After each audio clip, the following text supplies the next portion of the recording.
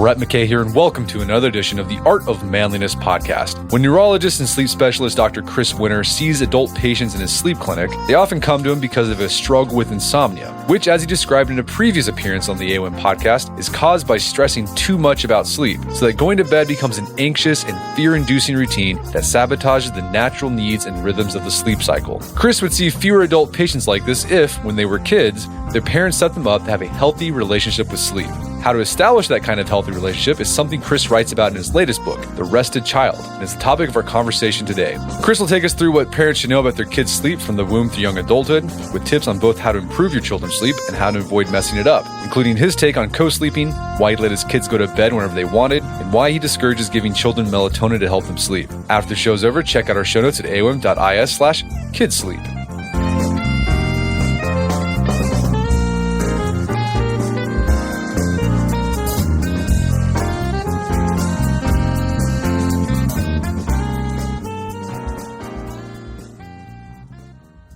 Chris Winter, welcome back to the show. Hey, Brett, it's an honor to be back. So we had you on the show a few years ago to discuss your book, The Sleep Solution. It's all about how to manage the most common sleep problems that you see people have. The latest book is called The Rested Child, and it's all about sleeping kids. So in our conversation, The Sleep Solution, we talked about the health consequences for adults if they don't get enough sleep or they have poor sleep. Are there unique health consequences for children? It's interesting, unique. I think they are unique in the sense that maybe the difference between a child's sleep problem and an adult has to do with kids are sort of laying foundations. In other words, I was talking to a patient today who was a good sleeper. Now he is 58, he is struggling. Versus somebody who deals with something or develops something when they're young, and that almost gets sort of incorporated into who they are. In fact, one of the chapters in my book, I write about good sleepers, bad sleepers. What does that mean? If you meet somebody at a dinner party, they say, well, I've always been a bad sleeper. What exactly are they saying, and where did that label come from? Which I find to be really fascinating. I was talking to somebody the other day. I said, I've never had a parent in my clinic who's brought their children and said, well, there's Keith, he's my smart child, and that's Daryl over there, he's dumb as dirt, in front of the kid. Like, you would never do that. And if I said, well, which is Daryl your stupid child or your smart child, that parent would probably get very upset with me and maybe never come back. What's interesting is the way they talk about sleep with their kids. They'll often say, oh, Daryl's my great sleeper, but Keith, he's the worst sleeper God ever put on this earth. I mean, right in front of the child who's sitting there, playing with Legos. So it's interesting. I think that the consequences sometimes with children's sleep is that they develop identities and behaviors about sleep that are very rooted developmentally. It's sort of like learning to swim when you're little versus learning to swim when you're in your 40s. It's really a different thing, or acquiring a language. And the other thing that I think tends to happen is that because children are developing and the things that are happening in their lives are pushing them in directions, they're accelerating in school, they're going to college, they've decided not to go to college, maybe do something different. How much of that decision is being made because of problems related to their sleep? So it always concerns me when I see children who are excessively sleepy and struggling in school because forces beyond their control are kind of making determinations about them. And one of the things I want to avoid is dealing with a 31-year-old who says, I probably have had narcolepsy ever since I was a kid. I can't believe it's taking 20 years to figure this out. And they often have this look like, if I had known that when I was in high school, I think my life would be very different than it is now. And so I want disorders of sleep to be addressed quickly and efficiently so that child can lead their best, happiest life, frankly. And I think sometimes with adults, it's a little bit different. So you want the child to have a great sleeping life all their life. And there's also health issues. I think we'll get into this a little bit, the role of sleep and growth, particularly for teenagers. Yeah, But also a lot of parents are concerned about their child's sleep because they're concerned about their own sleep, right? Like if their of child's not course. sleeping well, Sure. then the parent, like I imagine a lot of the patients you see with sleeping problems, it's like, well, my kid just keeps waking up and he's not a good sleeper. So helping your kid sleep also helps your sleep as well. Absolutely. I was just in Nashville last night giving a lecture about narcolepsy, which is a disorder where individuals are excessively sleepy. They have a very unique relationship with sleep and that they want it all the time.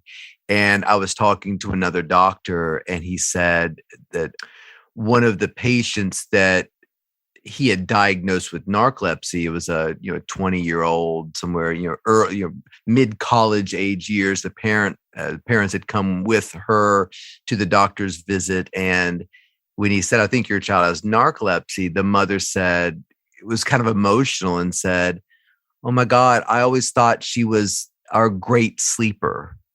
And it's interesting because my guess is it would look that way to a parent of a young child who, when you say, "Okay, kids, it's time for bed," this child is already there. Like they've put themselves to bed. And every time you put that child down to nap, they went to sleep immediately. So again, you're kind of back to that good sleeper, bad sleeper. I think to your point, Brett, part of that evaluation has to do with how much is the sleep affecting or not affecting the parent. So in that metric, the child was great. I diagnosed narcolepsy in a Major League Baseball player.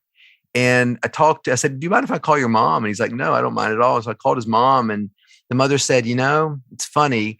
When he was a high school student, he would play baseball. And then in between innings would come off the field, go to the dugout, put his glove on the bench and go right to sleep. And then his teammates would wake him up if it was his turn to bat or if he had to go back out in the field again." And I said, "What did you think about that?" And she said, I don't know. I just thought he was working really hard." So it's amazing what we will tolerate, what we will make an excuse for, particularly if it's not affecting our own sleep. Okay, so I think it'd be useful to structure this conversation so that we go through the different stages of a child's sleep development and the Yeah. unique needs of each of those parts. I imagine we've got listeners who are parents who've got a kid at these different stages. But I think the first question to ask, like, do we know, like, when do we start sleeping as a fetus? Like, do we have an idea when that happens?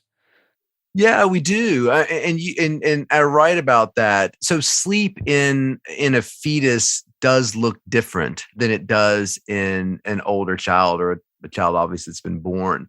Both the timing of it, but also the brain activity is just inherently different. Now, this is a very difficult thing to study because it's difficult to get a kid to wear a Fitbit when they're inside of a mother's uterus. But, we can look at these types of things, and relatively early on in the child's development, these stages of arousal and less arousal start to emerge. And that's important because if you are a parent or you're expecting to be a parent one day, you can influence that sleep based upon your own activities. So, the mother's schedule, the mother's exercise, is it regular? Is it sporadic? Is she sort of a shift worker? Is she somebody who works 9 to 5 every day, exercises every day for 30 minutes at noon, has a very routine eating schedule, movement schedule?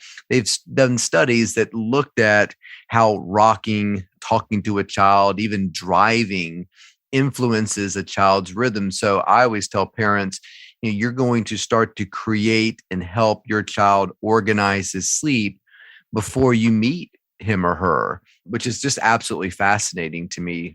And that's why, in the book I write that this process of sleep is happening well before the child is born. And what's cool is you can influence it.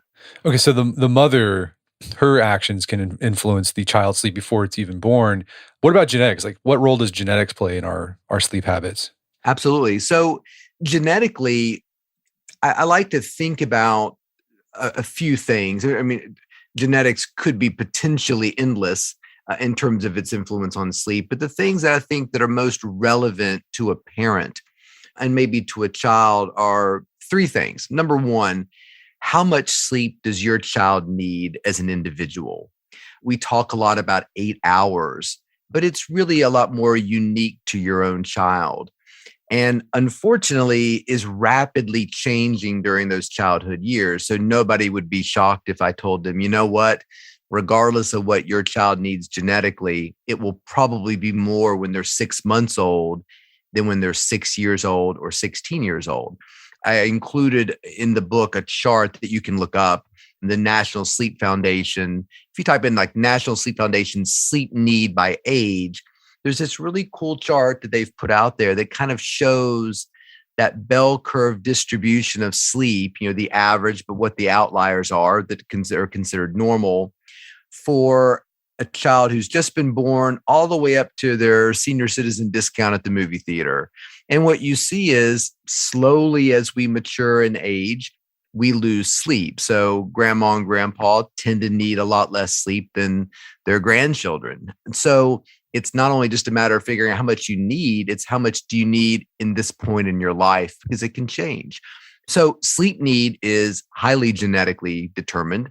So if you're somebody who's a trauma surgeon and you work, feel pretty good getting 6 hours of sleep a night, you could very well pass that on to your daughter and she'll be an amazing trauma surgeon like her mom. The other genetic pieces are, when do you prefer your sleep? And so there's this idea of chronotype, meaning, are you a night owl? Are you a morning person? The idea of chronotype has been around for decades, even though it's gotten a little bit more attention of late. And so it doesn't mean that you can't do something in the morning if you're a night owl or vice versa. But when you think about children, it's extremely important because by and large, most kids tend to be what we call phase delayed. They're more on the night owl oriented part of the spectrum than the morning part of the spectrum. And I think that has a lot of relevance. If your child maybe struggles in math and you know that they're very night oriented, they may struggle with a school start time that's early. In fact, there's a whole movement, wanting to make school start times later to facilitate most children's circadian rhythm. But, one of the things I talk about in the book is there are assessments that you can do for your children. And if you did an assessment on your child and determine that he is extremely night oriented, that might be a tool that you could use with the school to say, look, he cannot take trigonometry at 8 a.m. We really need him in that 3 o'clock trigonometry block, or we would like help making arrangements for him to take this at a community college or something. So I think that understanding of timing is extremely important. The third genetic variable I call horsepower, because I've never really heard it referred to anything meaningful. What it is if you deprive a child of sleep, a teenager, you have 3 teenage kids, and you make them stay up all night studying art history, and then you give them a test the next day on Renaissance painters, which of your children are able to do that and which are not? Meaning that, how do we deal with inadequate sleep? And it's a very double-edged sword. I think that a lot of people that I went to medical school with had that horsepower gene. We could stay up all night and run around the hospital and put needles in people's necks and function pretty well the next day, or at least we thought we were.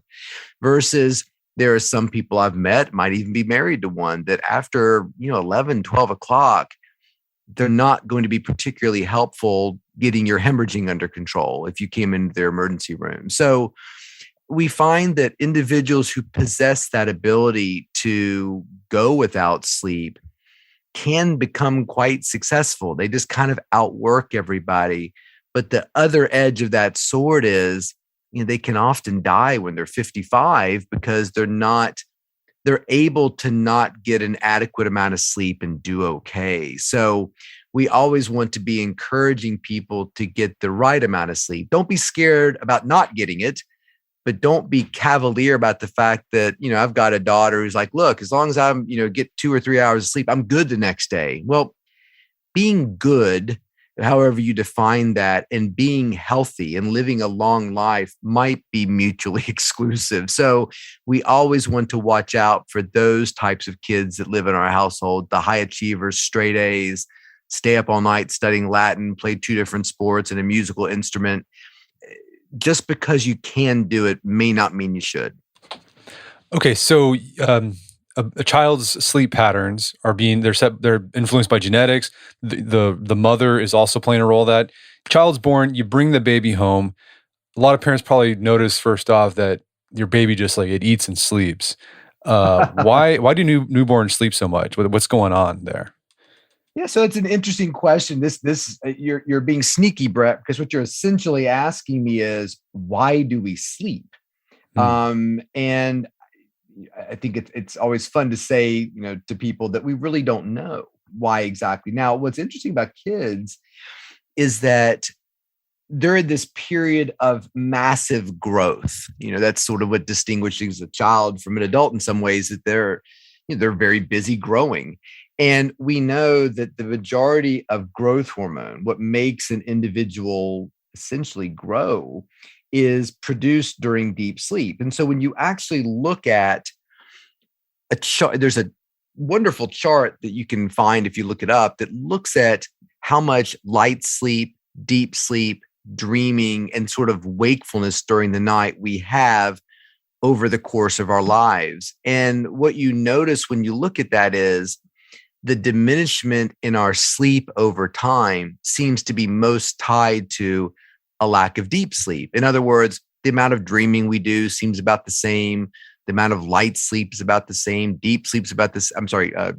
Dream sleep's about the same. Light sleep's about the same. Wakefulness might get a little bit more as you get older, but deep sleep rapidly decreases as we age. So kids are getting tons of deep sleep. And we know this as parents. You can wake them up in the car seat and pick them up, take them into their bedroom. They just out cold. You can put their pajamas on and they never wake up. I mean, that's deep sleep. I mean, you can't even wake them up to bring them in the car and put their PJs on.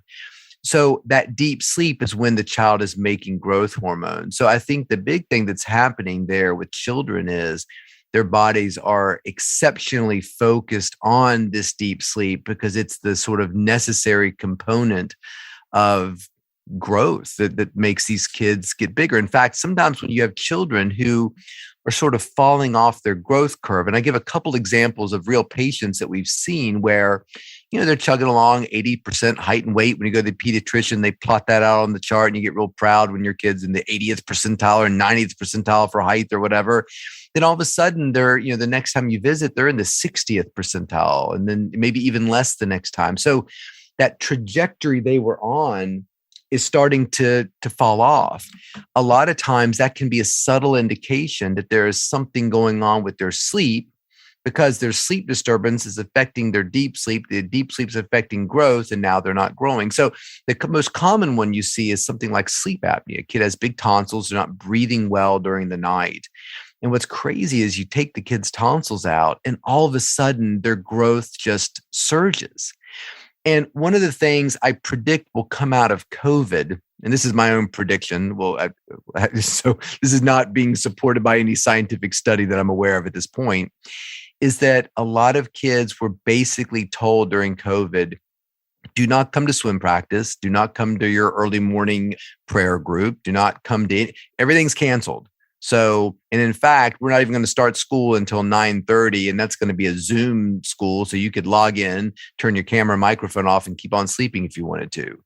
So a lot of kids during COVID, we did this kind of accidental, massive experiment on what happens if we almost force kids to get more sleep.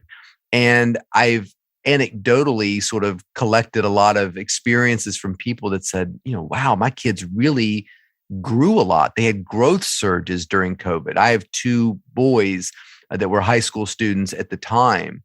And one of them, a senior, had kind of stopped growing. The other one had not, but they both had huge surges in their growth during this time. Now, my senior was a swimmer. So he was used to getting up at 4:30, 5 o'clock every morning, 7 days a week, and suddenly was told, nah, you can sleep till 9 or 10 now if you want to. So it'll be really interesting to see that. But that growth hormone is really tied to that infant sleep experience and is probably essential for developing a healthy body and mind. All right, so newborns are sleeping a lot because they're growing a lot, not only physically, but their brain. There's a lot going on with their brain, and a lot happens with our brain while we sleep. When a parent comes to you with a newborn that's having sleeping problems, like what are the most common problems, and what are parents doing maybe unintentionally to exacerbate the problem? Yeah, so I think with if we're looking at newborns, young children, probably the biggest problem that they have is, I don't mean to sound flip about this. It's a lack of maturity in the sense that that brain has not really started to organize itself into a period of wakefulness and period or periods of sleep. And I think that for most parents, what they're dealing with, and we get, parents all the time bring us very young children who, and what they'll say is, I get a little note, here's your patient, you're seeing him at 3 o'clock, and here's the complaint: can't sleep, or their baby won't sleep. I'm approaching 50. I've never seen a child that won't sleep. I've never heard of one, never seen one with my own eyes. Maybe they exist, but I'm not privy to it. So what the parent is basically saying is the child's not sleeping in a predictable or efficient way. And parents can get a lot done if they know what's going to happen. Even if they're not sleeping that much, if they know, okay, well, that's fine. When are they going to sleep? If you can tell me that, it really makes the difference. So I think a lot of parents just need a plan. But the plan that your book is reading might not be the plan that's perfect for your child. I mean, it's awesome that Blake Lively and Ryan Reynolds, post, this is the schedule we have for our perfect little child, and here's how he or she's sleeping. And you think, well, great. This is the person that helped Blake Lively and Ryan Reynolds' baby sleep. It's going to help my baby sleep. I'm going to put my child on that schedule, which could very well work.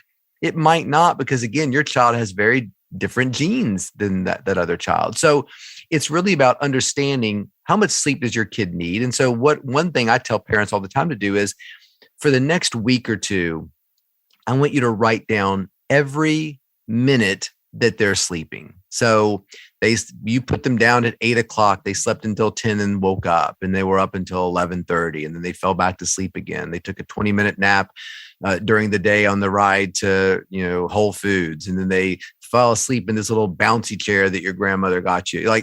You track every little bit of it. And then over 2 weeks, when that's done, add up all that time, divide by 14 days, and you'll get a sleep time per 24 hours. So essentially, how much sleep is your child getting right now on average every 24 hours? And when that number is calculated, now you can split that up and arrange the schedule in the way that you would like it, or what your other child. But what I often find parents doing is they've got a child who's sleeping a relatively small amount, but they're trying to get the child to sleep for like 17 hours. And one of the things I want you to pay attention to when you look at that National Sleep Foundation chart is the tremendous variance when you look at young kids in terms of how much sleep they need. And what I mean by that is a newborn, 0 to 3 months, could be sleeping anywhere from 11 to 19 hours every 24. So that means when you're sitting in a park with your friend both of you have babies that are somewhere in that 0 to 3 month range, what your friend is telling you to do, what you're telling your friend to do, could be very wrong if you've got an 11-hour baby and they've got a 19-hour baby. And once again, the 19-hour baby is always a good sleeper. The 11-hour baby is the bad sleeper, but it's not. They're both fine. There just needs to be an understanding of what that child needs. And I sometimes think that that's sometimes lost. So, okay, figure out how much sleep your newborn needs, your child needs. And then from there, do you recommend establishing a schedule saying, okay, we're going to get one nap at this time, and then you're going to go to bed at this time to get most of your sleep? So my answer to that is yes, but it's qualified in the sense that if I ran into a parent at a dinner party and said, you know what, we don't really have a schedule for our child. We just let him or her be awake and sleep whenever they want to. My first question would be, how's that working out for you? And if the answer is lovely, we are so happy, then I don't really have a problem with it. This is your child. You're fully qualified to make those decisions. Now, if you ask me, how many parents have come to my clinic asking for help getting their kids off of a schedule and sleeping whenever they want to, that number as of today is 0. So I want to be very clear. I wrote this book for individuals who are struggling to make something happen that they want to have happen with their kids' sleep. If you have a child who kind of sleeps whenever he or she wants to and it's working out well for you, you can keep doing that. I've got personal beliefs about that, in terms of a kid who eats whenever he wants to, goes to school whenever he wants to, sleeps whenever he wants to. That can create problems. Brains like a schedule. Our brains do nothing accidentally. We don't release hormones accidentally. We don't create digestive peptides accidentally. Our brain's like a schedule, and it's kind of tied to the sun. So if the parent is saying, look, we would like our child on a more of a predictable sleep schedule, then yes, I think that once you've determined how much sleep you need, it's time to start sort of divvying out into sort of sleep periods that make sense for your child and your family's life. We're going to take a quick break for a word from our sponsors. And now back to the show. So a lot of parents, when the child's a newborn, they'll do things like swaddling or co-sleeping. Yeah. What are your thoughts on that? Swaddling's interesting. I mean, why do we hug people? Isn't it? If you think about it, like, okay, you see your friend and friend's pretty upset about something, and you get this idea in your head. I'm going to walk over, I'm going to put my arms around him, and I'm going to squeeze him, and that's going to make him feel better. And it does. Hugging does make us feel better. And the reason for it is that we've got sensors at the end of some nerves that respond to pressure, and that pressure is comforting. And that's why weighted blankets, that's why swaddling is helpful for some people. They like that feeling of pressure. I always ask people, when you go to the dentist and they put that lead apron on you before they do x-rays, how does that make you feel? And if the answer is, well, I kind of like it, because personally I do, I think it's lovely, then you might really respond well to a weighted blanket or something of that nature. So swaddling to me is fine. It's kind of natural. It's a great little technique for, getting a kid to kind of relax and settle down who just popped out of a womb.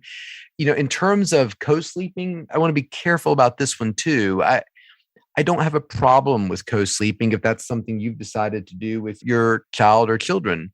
I do think we have to be careful when children are young. The American Academy of Pediatrics just came out with more sort of definitive guidelines about that, which they were always sort of reluctant to do, in that I don't think a child should be in bed with a parent until they're at least a year old. Now they can be in a bassinet right next to your bed, but I just think that idea of you sleeping with a child it can be problematic. And I write about this in the book, that I have been privy to several episodes where parents have inadvertently killed children. And one of them was a family member of somebody who works for me. So very close relationship. And it was absolutely devastating. The mother got up for work, picked up the child, took care of it, put it in bed with the husband, which they did frequently. But at this point, the husband just kind of rolled over a little bit too close to the baby and suffocated it. So this is only 5 or 6 times in my career have I been sort of a part of this. So I can't make big definitive statements, but in all 5, the parents said, we will never do this again. It was, I think in the book I wrote, it was like a bomb went off in the family. The family I'm talking about, who gave me permission to talk about this, they are now divorced. Significant grief that I don't think will ever end. I just don't see it as something that's really worth it. I think you can snuggle with your kid, you can cradle them, you can put them in baby Bjorns and do stuff. But when it comes to that early sleeping as a 1-year-old, I just think safety is so important, even though it can be rare. I put the statistics of crib death and things like that in there. It's a leading cause of little ones dying. I've just never seen it like, when you talk to these cliff jumpers or people who climb mountains, they'll tell you, I can't imagine a world where I'm not doing this dangerous activity. So if unfortunately I pass away doing it, it's okay, because I'm sort of dead if I'm not doing it. I've never met anybody who's sort of talked about sleeping with children like that. Maybe they exist, but it's somebody else's life. It's this beautiful, innocent little person next to you. And I just think, put them in a bassinet, be safe. Let's eliminate this risk. And when they get old enough to protect themselves and move their head around and whatnot, then really that's your choice to make, I think. Okay. So the newborn period, babies are going to sleep a lot. the big problem there for parents is like maybe the baby's not sleeping when the parent would like the baby to sleep. It has its own schedule. But I think the key there is like babies probably get enough sleep. You got to figure out how much sleep it needs in a 24-hour period. And then, kind of nudge the baby into a schedule Yeah. that fits. And, again, there's qualifications to that. But like moving on to like toddler and school age years, I imagine the amount of sleep they need starts to slowly reduce with these kids, like, 5, 6, 7, 8 year olds. Like, what are the big problems you see with parents have there? Yeah, I mean, part of it is once you figured it out, it starts to change. It's kind of like COVID. Okay, we figured it out. Oh no, there's a new variant. Like, so you're constantly having variables change in your algorithm. So with toddlers, you run into the problems of they're starting to maybe need less sleep. So when do you drop that particular nap, and when does it stay? The other thing with toddlers are they can do stuff like get out of their crib. Right, so when you put the baby in the bed, he can cry and fuss and make little whimpering sounds, but can't really go anywhere. I write about one of my children really at a very young age figured out how to get out of his crib. He could climb out, and we heard it one night when we were watching television, just thump, and we walked up and he's just walking around in his room. And literally once that cat's out of the bag, it's very difficult to you can't reason with them. Everybody's like, oh my gosh, it's so great. Your child's walking so early. I'm like, what in the world is great about this? He can walk, but he has absolutely no sense. I'm worried he's going to get out of his crib and stick his finger in a socket or something. So that starts to become a problem. The idea of, you're waking up at 3 o'clock in the morning, your child's standing over you or has crawled into bed with you. That's a whole new issue of, you can't really lock them in their bedroom, for heaven's sake. So what are you going to do to convince the child to be in that bedroom? And then I also think at that same time, they're interested in what you're doing. And so the idea of a nap time or something, like they're constantly coming out and what people call curtain calls. I need some water and my blue crayon is dull. And can you sharpen that? And I can't find my blanket. So there's constantly, trying to convince them to stay in your room and do this and do that. So I think that's sort of the toddler year problem that a lot of people deal with. And I wrote in the book, one of the things that we did when our kids were pretty young was we told them, we don't need you to sleep. We just want you to be in your bedroom, and we're all going to have a rest period. We never talked about sleep. We didn't talk about napping. That, okay, at 10 o'clock or 1 o'clock, everybody has rest time. So I need you to color. You can play with your cards. You can dress your dolls up. You can write mommy a picture or write daddy a letter or whatever you want to do. And you can sleep if you want to, but you don't have to. Just rest. Resting's good for your body. And if you can just lie in your bed and think about things and imagine, what your dream treehouse would look like, or draw a picture of it, like all this resting is very good for your body. One of the things we start to do in the toddler years is determine the child's relationship to sleep. So when the kid comes out of the bedroom, when they don't take a nap, they're up the entire time. Are you excited about that? Are you angry with them? Is there stress in your voice when you're dealing with them? Because a lot of the times we start to create a performance pressure. It's like that overbearing parent that, every time the kid strikes out, you got to keep your elbow up. You got to do this. You got to do that. And like they're yelling from the stands. And now the kid is so freaked out about striking out or disappointing mom or dad at the baseball game that they really approach the plate very differently than the other kid who's like, I don't know, I just go up there and swing the bat. If I hit it, great. If I don't, it's no big deal. I still get dinner no matter what. Like, so creating that relationship and those ideas and that emotion around sleep is really important in those toddler years, because I think that that's where we create the 31-year-old who says, I've been a bad sleeper all my life. I still don't know what that necessarily means. But we can kind of create that identity in kids. Well, you had this interesting, especially for school age children, like when they're 9, you actually don't set a strict time to go to sleep schedule. You have a time to wake up schedule that's strict, but you don't have a time to go to sleep. But there is a go to bed time. Yep. And I think that one of the problems that we've created, or one of the mistakes that we make, is we focus a lot on bedtime, but not as much as maybe we should on wake time. So you're absolutely right. And when you say strict, meaning our kids are going to wake up in our house somewhere, around 7 or 8 every day. Now, there are exceptions. You were at some travel soccer game or something, or a swim meet, and it didn't get in until whatever, then sure, you can sleep a little bit later if you want to. But by and large, we want that day to start and be extremely stereotyped. It's going to be the same every day. You're going to get up. I'm going to open up your blinds. I'm going to sing a goofy song in the morning. I'm going to scratch your back. I'm going to say, hey, it's going to be a great day. I'm so excited to share it with you, or whatever. Like it's positive. It's not punitive. I'm not a drill. I got a son at the Naval Academy. It's not what we're talking about here. We're blowing a bugle and screaming at you to get up and do push-ups. It's just, hey, it's time to get up and get going. And you're going to have kids who say things like, oh, I'm too tired. And can I go to school late? And I don't do anything my first 3 periods. So could you just take me to school at lunch? And no, we don't want to do that. Not because we're mean, but because we're, hey, this is the day. We're going to start it and it's going to be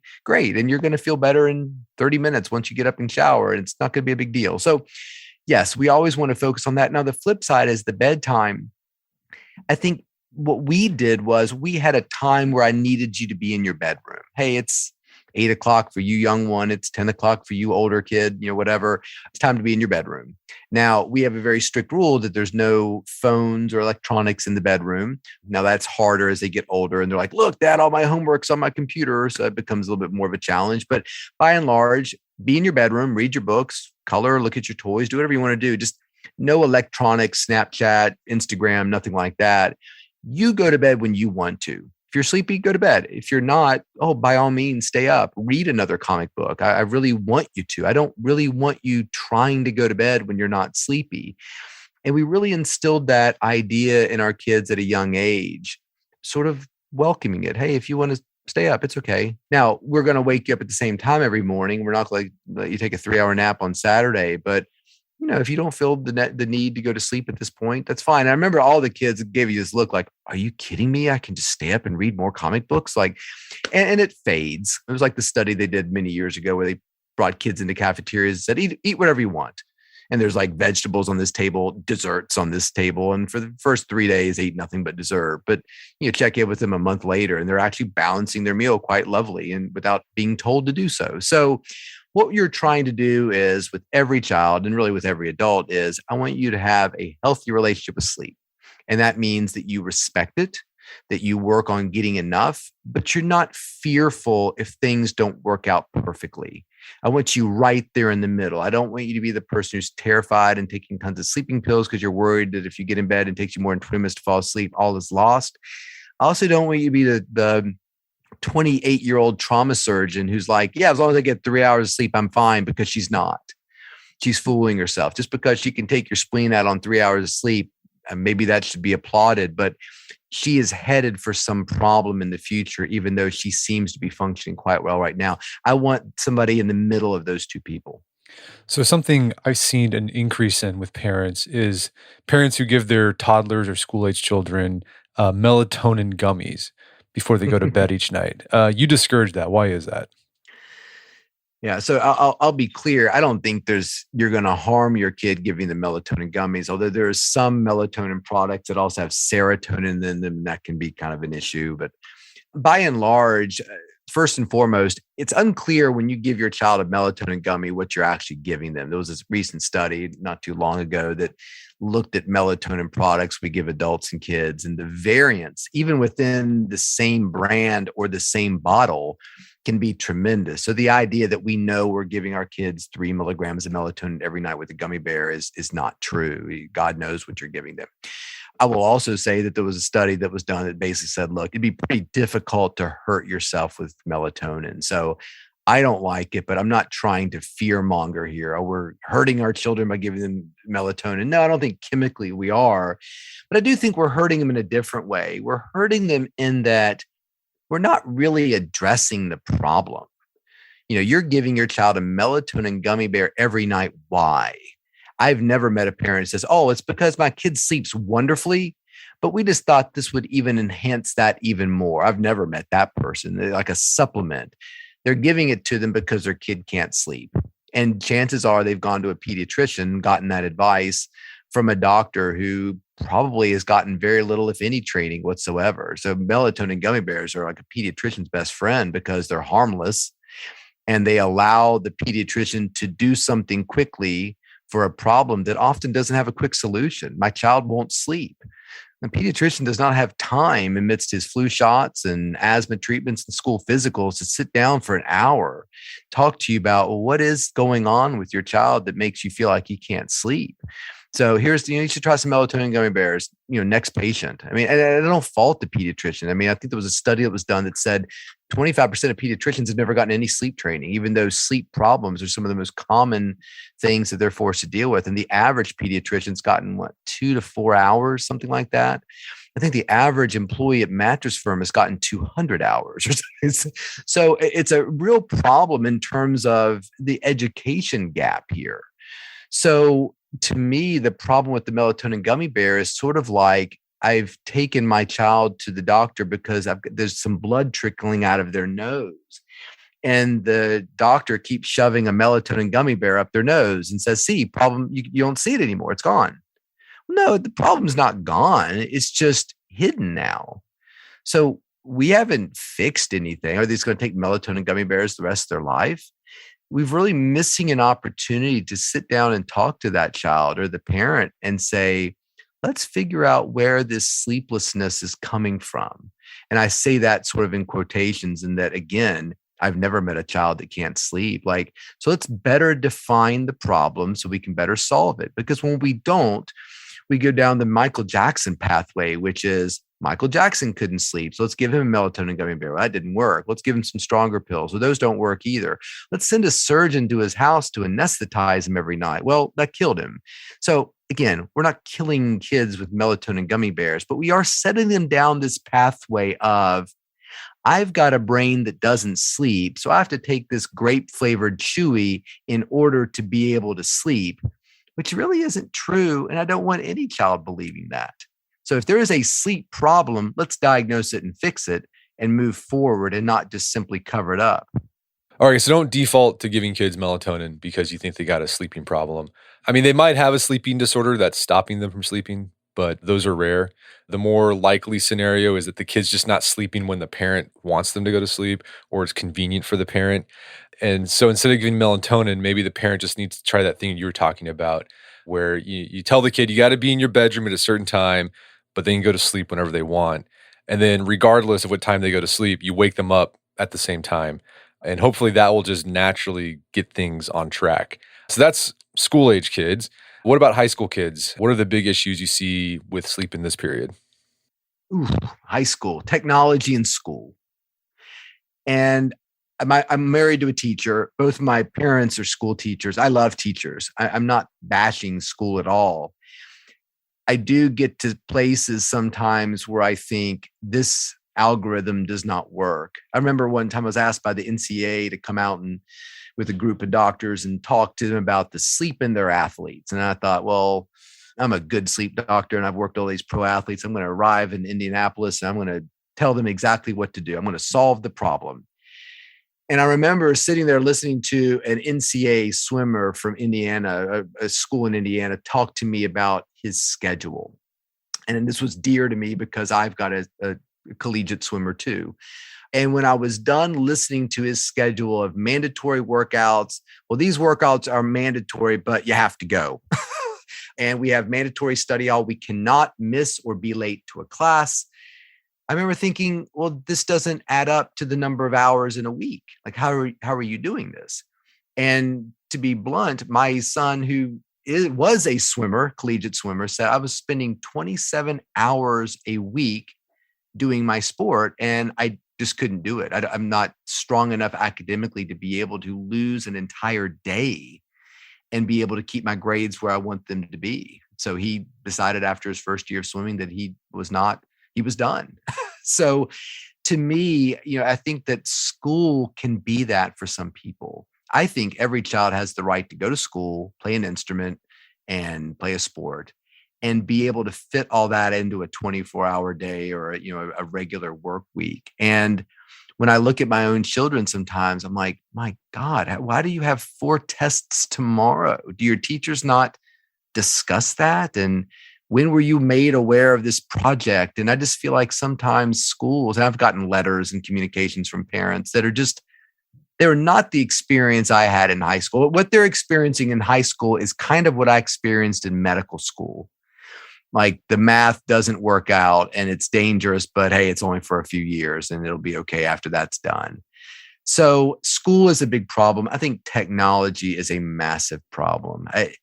And I don't have the answer for that. So if you're looking for the answer to technology, I might provide some guidance here and there, but I'm going to tell you right now, save your money. Do not buy my book. I do not have the answer to how to get technology under control with your child. I mean, it's just everywhere and everything's working against us. Like we have pretty strict rules about technology in our family. I follow them as well. I do not bring a cell phone into my bedroom. We plug them all up in the kitchen at night. But I had one child build a phone out of a piece of wood, and he would plug the wood up every night because I thought it was a phone because it was in an iPhone case, and he had his phone up in his bedroom. I mean, it's like a little drug for kids. And it always upsets me, when the parent brings the child in, and I'm talking to the 8-year-old, and the 5-year-old's rummaging around in the purse, grabs the cell phone out, and sitting there the entire time we're talking on that phone. Like it's begun. It's happening. They're getting that little dopamine hit in their brain, and to wrestle that phone out of their hand is going to be tough. I was talking to a professional football player who said, I get home because I've got a problem with my phone. I'm addicted to it, and it's hurting me professionally. He said, I get home, I'll put the phone in a drawer. And he goes, an hour later, I'm sitting on the couch with the phone in my hand. He goes, I'm not entirely sure how it got there. I mean, that's the kind of dialogue you would hear with a drug addict. And so I think that those two things within the teenage years are something parents have to be extremely organized and thoughtful about as to how they're going to deal with technology, cell phones, streaming services, computers in your bedroom, whatever, as well as schools that can sometimes, I think, overstep what they should be doing from a work perspective with our kids. And again, I'm not a snowflake. I don't know what the word would be for. I mean, work the kids, make them work, make them organized. But at sometimes I'm just kind of like, what on earth were they thinking when they gave you this 5-page paper to do today when you've got these 2 other exams going on? And, it's like, it just seems mean to me. Like, make them write the paper, but could they do it next week when they've got nothing going on? And so anyway, I just think those are 2 things we have to be very organized about. And I think with the school thing too, or just in the high school years, you may, as a parent, have to subtly encourage or discourage your kids from taking on too much. So if they're like, well, I want to do this third sport. Like, well, maybe not. And I think that there are kids out there and schedules out there that they can do it. And if you're saying, well, my kid's sleeping a ton and is playing 3 sports and all that, then great. I don't have a problem with it. I think that, like you said, they're entitled to one sport. If they want to play 2 concurrently, or, I'm going to do a sport, I'm doing quiz team, model UN, and this other thing, they might have to cut things out a little bit. I think beyond, there's what's a right and a privilege, and what's a privilege. I think you have a right to one sport and maybe one other activity. I think everything beyond that becomes a privilege. So yeah, I think we as parents do have to step in, because it's kind of an arms race, isn't it? Well, Susie's taking 3 APs and 2, these saying, I want to get into a great college. And I think that's a very difficult thing for parents to know when to be like, hey, look, just take the standard level this or the honors level this. It's going to be okay. You're going to be fine. I don't meet a lot of adults who are like, drinking in bars because they didn't do AP psychology their junior year. They instead took, just regular biology, and it's just, and all was lost when that happened. But it's hard in the moment. Like, dealing with kids in schools was definitely the most unexpectedly hard thing for me personally as a parent. I just had no idea the kinds of pressures and things that they would be exposed to, because it just wasn't what I was exposed to as a high school student. So it sounds like the overarching goal as a parent when you're trying to help your kids sleep is, okay, your kids are sleeping, right? That usually yes, most kids don't have like sleeping. Absolutely. Most kids don't have a serious sleep disorder. Usually if the problem is maybe they're not sleeping when you'd like them to. Yeah. So I think the goal is, as a parent, throughout from crib to college, is to I don't know, just help your kids develop good sleeping habits and have a good relationship with sleep. Yeah. And to be on the lookout when you feel like there might be something wrong with sleep. And the problem there, particularly in the teenage years, is I think we're, as a medical community, much more likely to jump to the idea of depression or anxiety or ADHD before we actually consider, oh, maybe his concentration is okay. There's just something going on with his sleep. So if you as a parent think, my child sleeps a lot and always just seems tired. Like when my mother-in-law comes to town, she always says, Jonathan always looks so tired. I think that that's where you want to sort of exercise that parental radar that you have, because you know that child better than anybody in the world, particularly their doctor, and say, you know what? Yeah, he is struggling with some attention or he has been a bit moody or more depressed lately, but I'd like to explore more about his sleep, because I don't think that it's as healthy as it could be. To me, it's always disappointing when we figure out a sleep problem in somebody who's been dealing with those symptoms for years. It's all that lost time and energy. And so to me, I think a sleep evaluation so that they can sort of, make the proper arrangements to figuring out what they need to do to get help and be that advocate, because it can be life-changing for a kid. Well, Chris, this has been a great conversation. Where can people go to learn more about the book and your work? Yeah, so the book's available wherever books are sold. It's called The Rested Child: Why Your Tired, Wired, or Irritable Child May Have a Sleep Disorder and How to Help.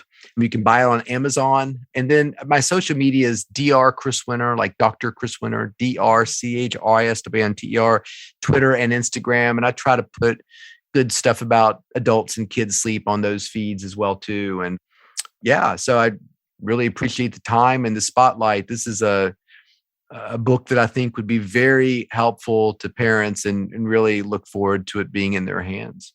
Well, Chris Winter, thanks for his time. It's been a pleasure. Hey, Brett, I really appreciate your time too. Thank you so much. My guest today was Dr. Chris Winter. He's the author of the book, The Rested Child. It's available on Amazon.com and bookstores everywhere. You can find more information about his work at our show notes at aom.is/kidssleep, where you can find links to resources where you can delve deeper into this topic.